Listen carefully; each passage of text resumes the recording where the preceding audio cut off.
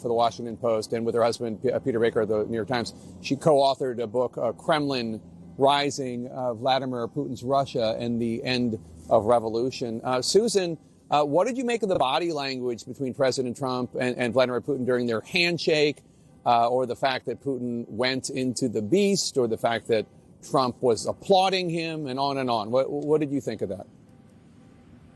Yeah, I mean, you can say, Jake, while the meeting itself is ongoing and we don't know how the summit will be remembered by history, I think it's already fair to say we do know two of the indelible images that will come out of this summit, and that is the President of the United States of America greeting Russia's president, the man who launched the largest and deadliest war in Europe since the end of World War II, greeting him with applause and a literal, not just a metaphorical, red carpet in Alaska. I think those are enduring images.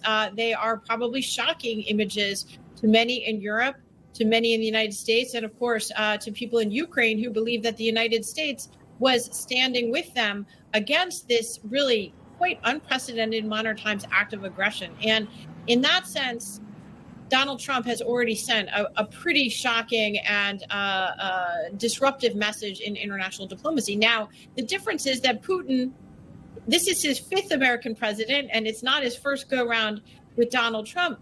Putin has a long-term strategic goal in mind. He decided to try to revise the terms of the Cold War defeat to the Soviet Union, and he has embarked upon that. There's no sign of him wanting to give in for half measures at all. And, Donald Trump is a guy who wants to win the next news cycle, who thinks in 10-minute, and Twitter increments. I don't think that's how Putin is approaching this meeting today.